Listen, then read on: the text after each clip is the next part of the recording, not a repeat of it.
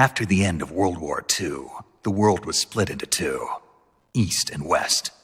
This marked the beginning of the era called the Cold War.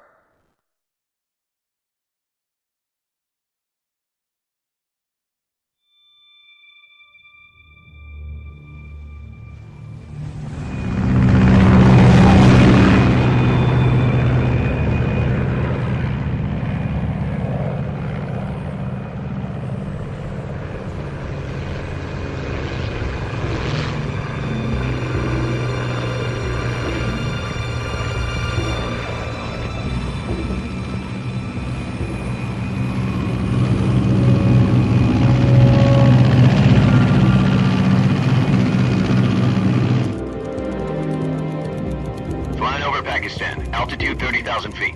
Approaching Soviet airspace. 20 minutes to drop off. Commencing internal depressurization. Equipment check.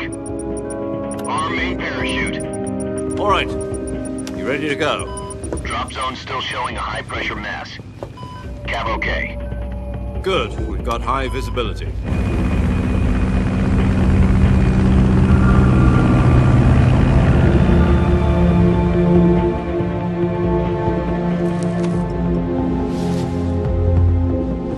Put out that cigar. Connecting oxygen hose to interior connector.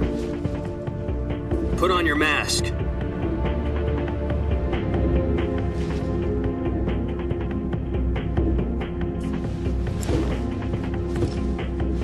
Does this panty waste know what he's doing? Approaching release point. 10 minutes to drop off. Hey, are you deaf? He said put out the cigar and put on your mask.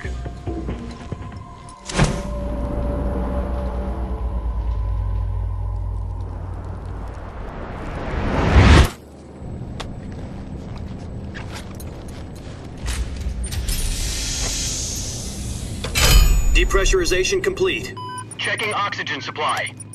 6 minutes to drop off. Opening rear hatch.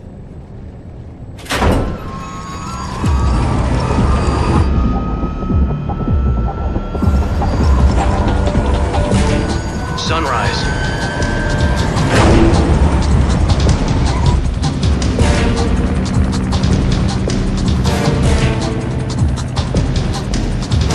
External temperature minus 46 degrees Celsius.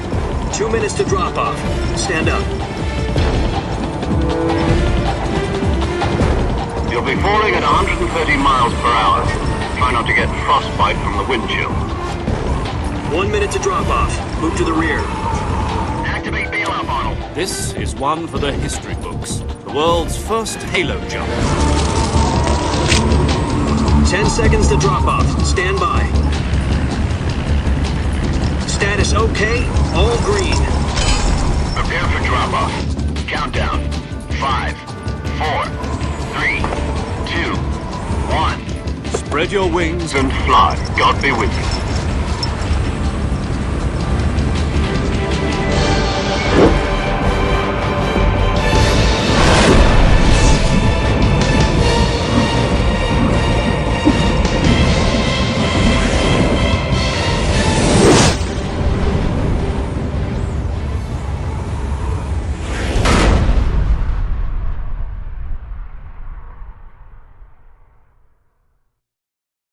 Jack, I've got some important news.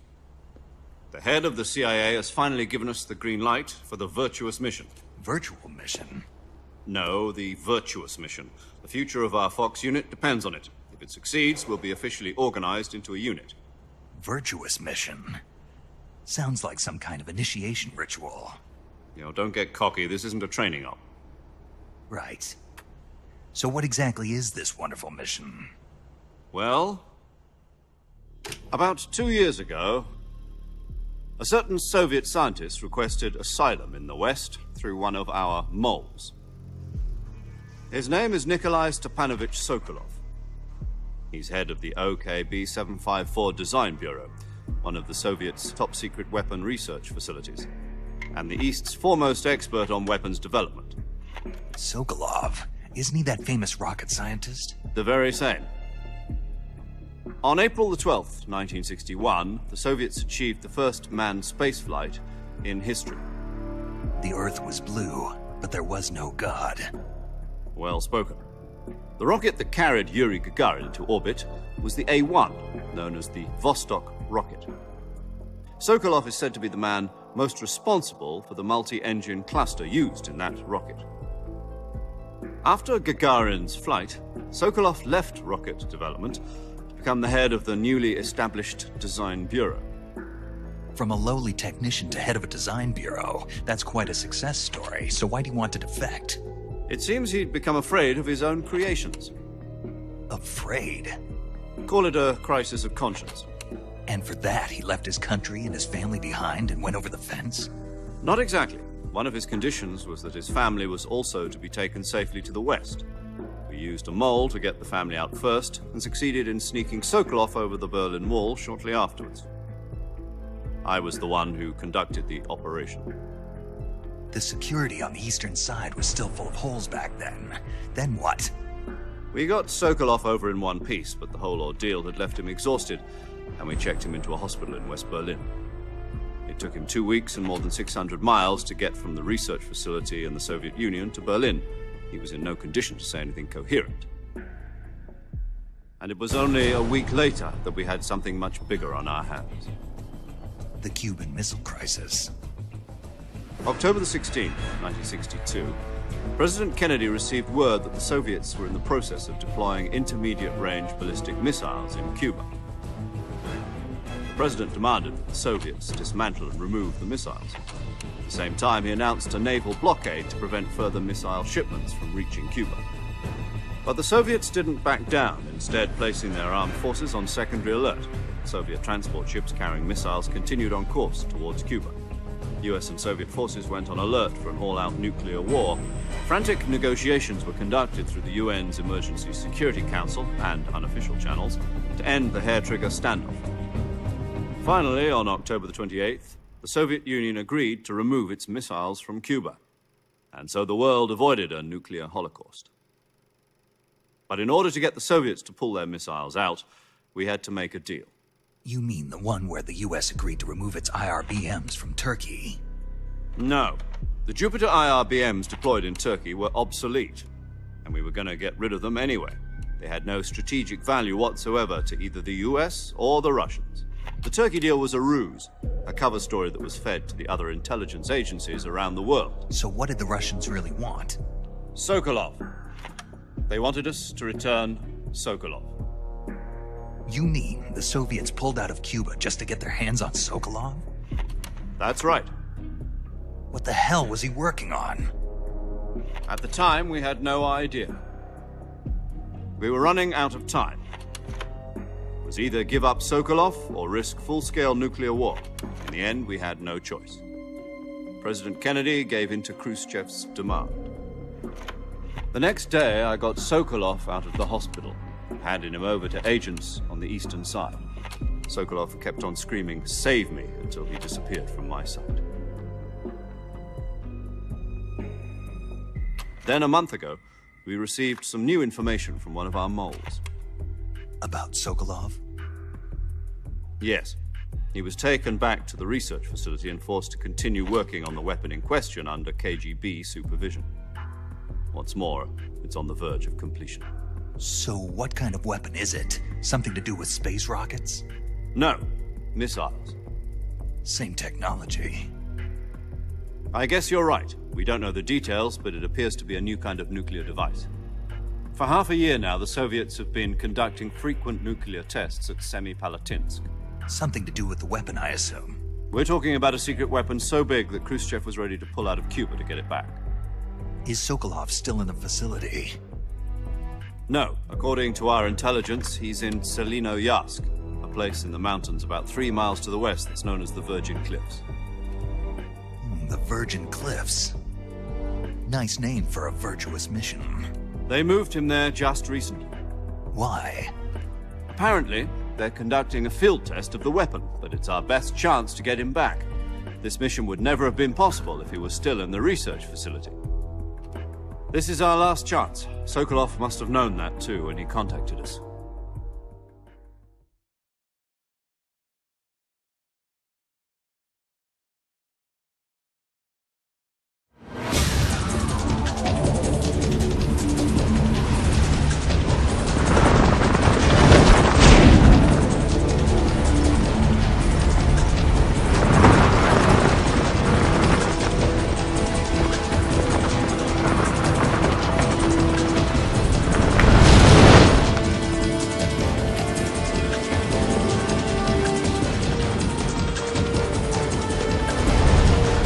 up, Jack. Your mission is to infiltrate Selino Yask in the Soviet mountains, ensure the safety of Sokolov, and bring him back to the West.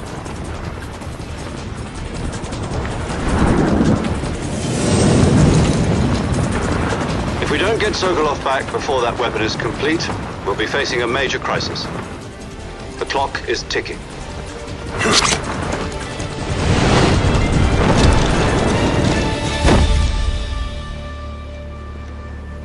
Once we've confirmed the rescue of Sokolov, stand by at the recovery point. A recovery balloon will be dropped at that point. Helium will be pumped into the balloon to inflate it. The process takes about 20 minutes. Once it's complete, the gunship's arm will latch onto the balloon and pull it up. The Fulton surface-to-air recovery system. I'm familiar with the theory. Take it easy. It's been combat-proven. Do you think Sokolov is up to it? The shock will be less than during a parachute jump, and the arm can handle up to 500 pounds. So you're planning on going over the border in a single combat Talon? She's equipped with two 6-barrel 20mm Vulcan cannons, as well as two 40mm machine guns. Sounds like she could hold her own against a battalion of tanks. Even with the fuel in the reserve tank, we're facing a 4-hour time limit. If all goes well, it shouldn't take more than a few hours. Home in time for dinner. But if anything goes wrong, You'll be eating dinner, breakfast, and all the rest of your meals in the jungle.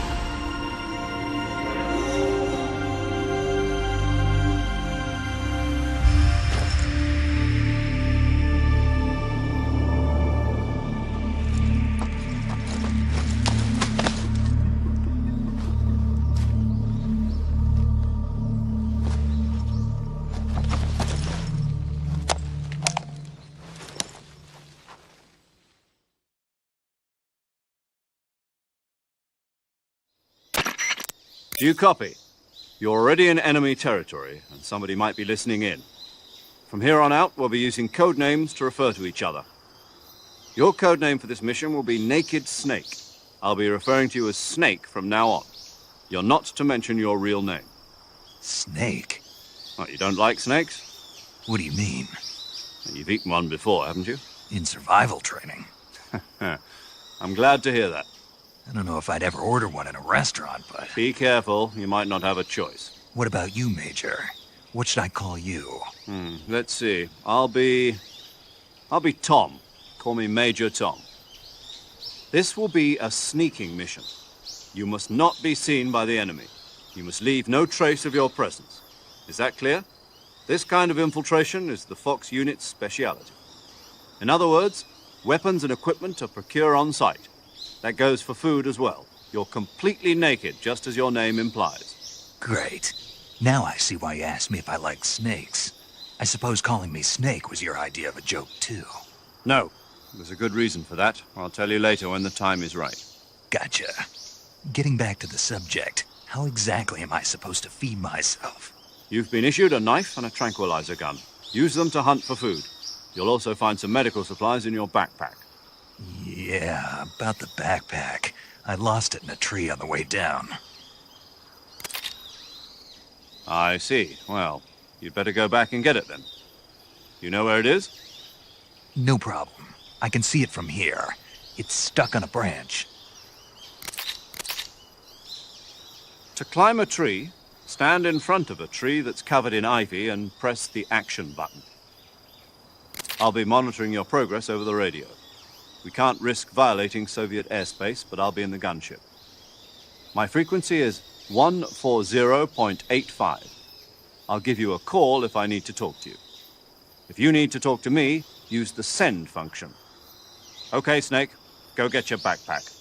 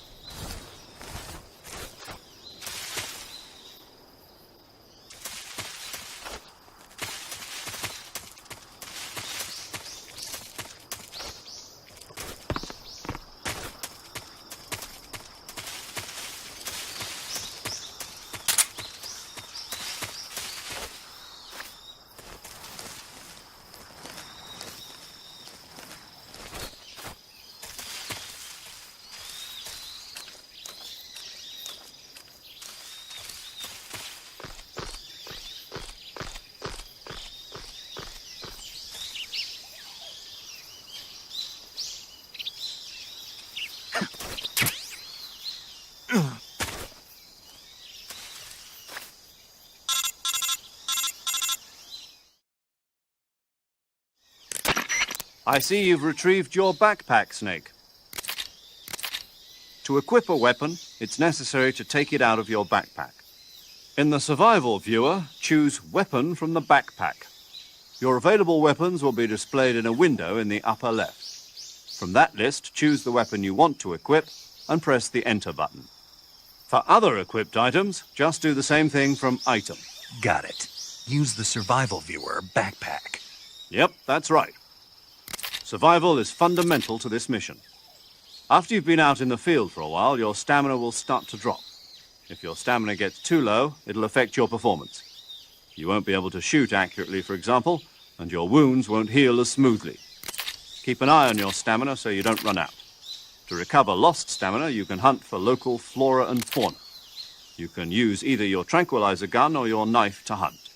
My only weapon is a Mark 22 Hush Puppy tranquilizer gun?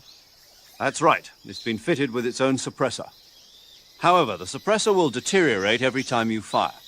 Once its durability reaches 0, the noise suppression effect will be gone.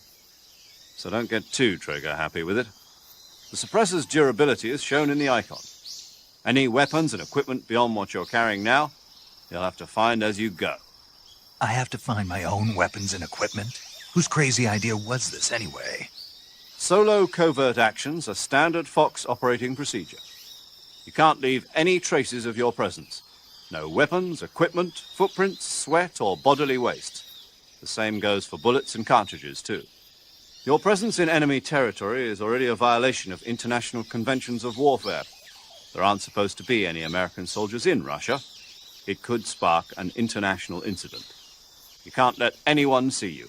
You can't let the enemy know you're there. This is a stealth mission. You're a ghost, Snake, in every sense of the word. And there'll be no rescue if you're captured. The military and US government will deny any involvement in the affair. Then I'll just have to take care of myself, huh? I'm afraid so. You've been given a fake death pill for that purpose. SIS guidelines stipulate that soldiers on covert ops like this one be issued a potassium cyanide capsule. Tape it to your body so you can take it when you need to. How generous of you. Use it if you're taken prisoner by the enemy. It'll send you into a state of false death for a short time. Fooling them into thinking that I'm really dead. So how do I come back to life? Just take the revival pill. You mean that thing they put in my tooth before the mission? That's the one. But be careful. If you remain in a state of false death for too long, nothing will be able to bring you back. Remember that. I'll keep it in mind. You said this was a solo mission, right? Right. I guess that means I can't count on any reinforcements. Correct. The mission rests entirely in your hands. A real one-man army. Relax. There's a support team ready to back you up over the radio. Who? I'll introduce them to you.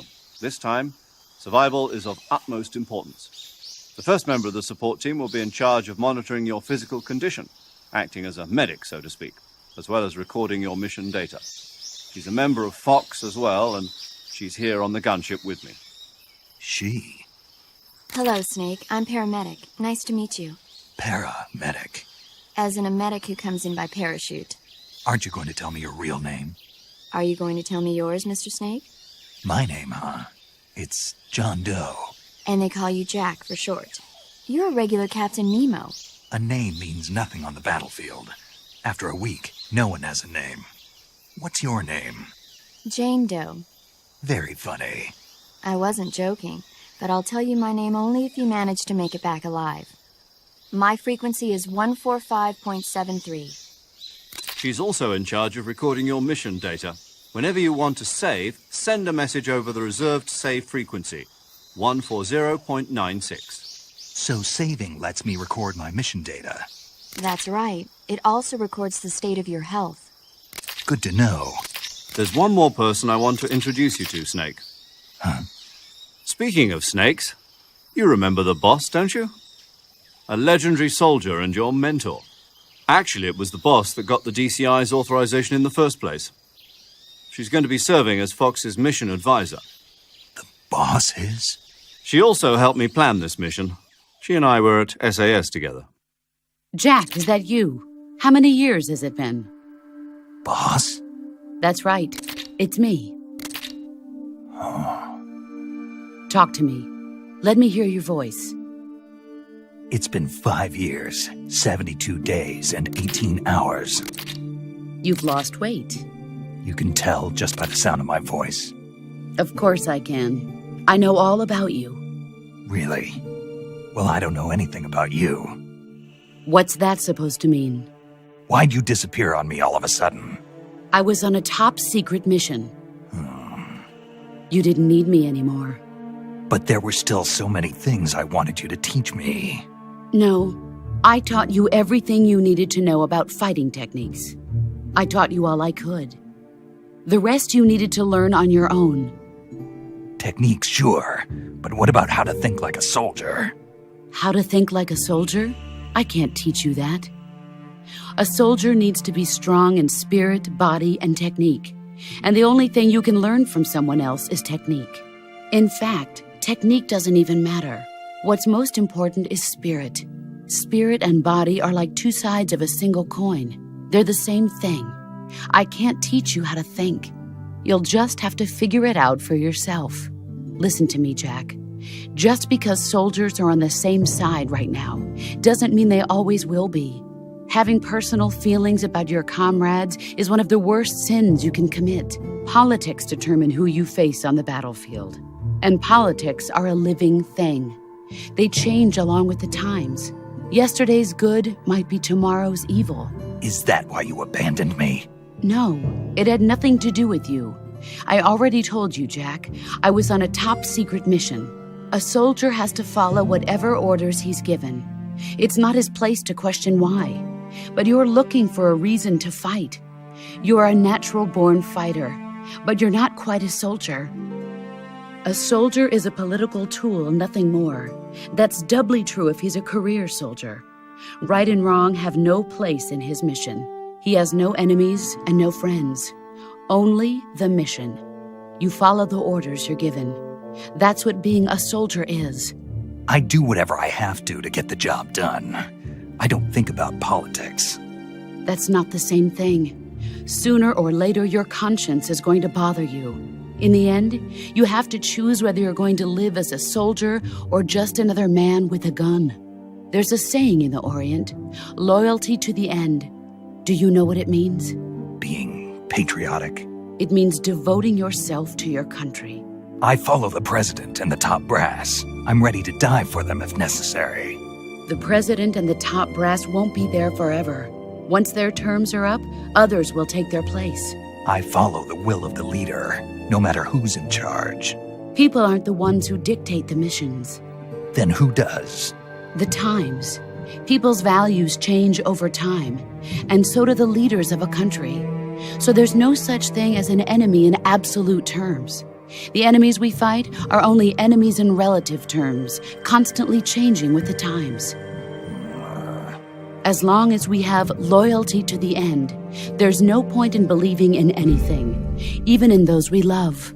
And that's the way a soldier's supposed to think? The only thing we can believe in with absolute certainty is the mission, Jack.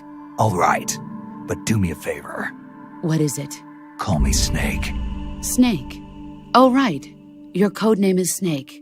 It suits you well. That's right. The legendary unit that the boss put together during World War II was a snake. The Cobra unit, a group of heroes that brought the war to an end and saved the world. As long as you've got a legendary hero backing you up, you'll be fine. Isn't that right, Snake? Yeah, I can't think of anyone else I'd rather have with me. Oh, and one more thing, boss. Yes? It's good to hear your voice again. Same here. After all, who knows if either of us will make it out alive? Snake, you are always best at urban warfare and infiltrating buildings. But this is the jungle. Survival is going to be key. Those CQC techniques I taught you are sure to come in handy. CQC? Close quarters combat, huh? I've been in the Green Berets for the past few years. I'm probably pretty rusty. Not to worry. I'll be here to help you remember. After all, this is your first actual survival mission. I'll be supporting you over the radio. Where are you, boss? Next to the Major? The boss is communicating with us by radio from aboard a Permit-class submarine in the Arctic Ocean. My frequency is 141.80. Call me if you need my advice on battle techniques. Gotcha. Your mission is to retrieve Dr. Sokolov. Dr. Sokolov is being held in an abandoned factory located to the north of your current position. Avoid heavy combat and don't let anyone see you. Don't forget that this is a stealth mission.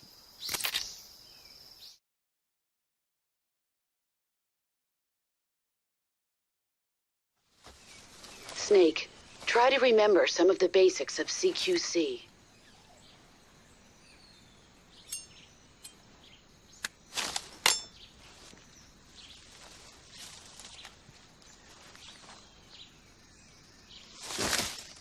Commencing virtuous mission now.